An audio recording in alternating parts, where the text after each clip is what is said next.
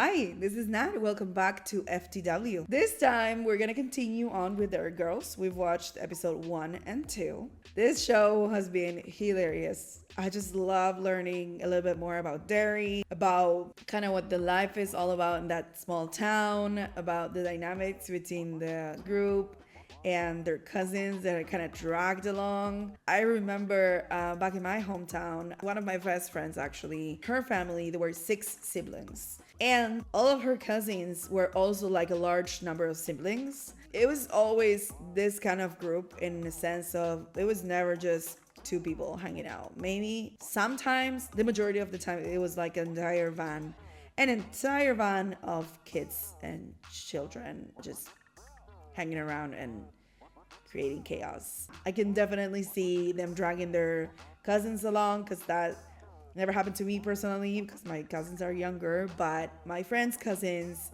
were our age or close to our age, so we would go out together, we would have plans together and whatnot. So yeah, I kind of see the similarities, at least in my experience with Derry Girls.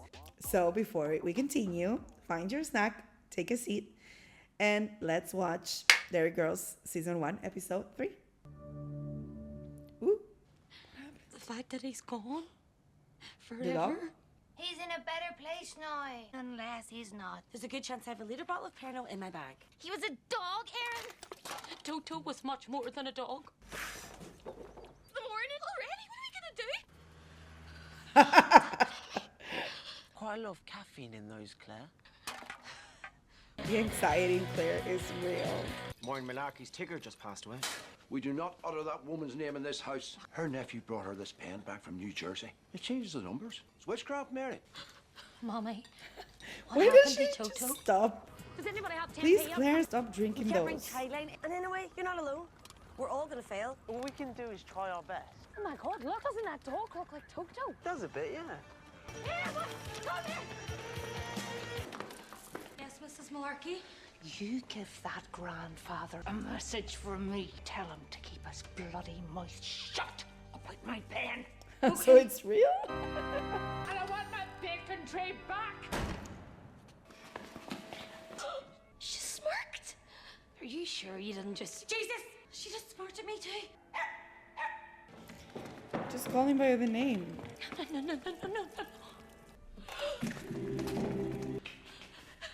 She's crying. Real tears. Oh my God, it's the dog's pee. Is it a miracle, Claire? The exam here. Do you really think they're going to make us sit exam after seeing this? May have a point. Could you put me through to Sister Thomas, please? So we've had an alleged apparition here this morning in the weeping statue category. Yeah, apparently there was a smirk as well. It's Mark. Priest is here. Yeah, I'll call you back. Come in, Father. Fuck me. Hello, children. Please, call me Peter. Think of me as a friend. Just like you now. Do you guys have any questions for me? Have you ever done any modelling? No. So you claim you saw our Blessed Lady's features change, is that right? The Virgin Mother's marked at us. You claim it started weeping. You're using the word claim a lot there, Peter. But sometimes we want to believe in something so much that we willingly deceive ourselves. The 5 of you attending chapel, praying together. Would that be a typical morning? We were just following that stupid dog. And he led us to the chapel. What if it didn't simply look like your dog? What if it actually was your dog? Toto's dead. My beloved animal returning from the dead. Now, we've seen this before. Toto was sent back to lead you to that chapel, to that statue. You have been chosen. Peter. You're in that chapel every single Sunday. Yet this message comes on the very day you happen to have an exam. I find that very strange as well, Mrs. Quinn. I'm not lying. Why are you encouraging all this? And I'm just open to the possibility. We must look in the burial place. Fucking weirdo. I'll go. Everybody's talking about us. We're basically celebrities now. I can't handle it. I think I'm going to crack. The tears on the statue, actually, dog piss. Yeah, we could tell the truth. I sort of like the fact that Peter thinks I'm the chosen one, so... Come on, people! The jig is up! I'm just like that. I don't think they're gonna find the dog. I've got something! Me and Michelle go stash him somewhere, and the rest of you will fill it back in. Open the box, Aaron. Oh, God! Oh, no, actually, I can't. Thanks be to God. I don't understand it. He has risen.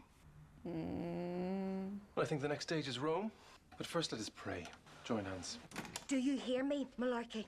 Why were you ringing her, Mummy? It's none of your business. Stop it, Aaron. Redial. Toto, then we'll get back to you as soon as we can. You gave Toto? She was lonely. That dog was Toto.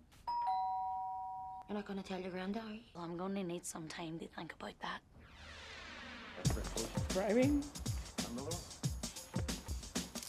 What is this?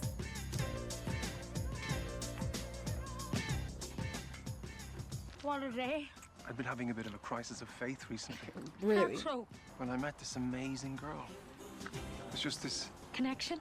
Exactly. Yeah, it's not you, Aaron. You know, I mean, who knows if God hadn't sent me this sign. It's not true. Been lying. There was no smirking. But the good news is, you're free. We're free. We can be together.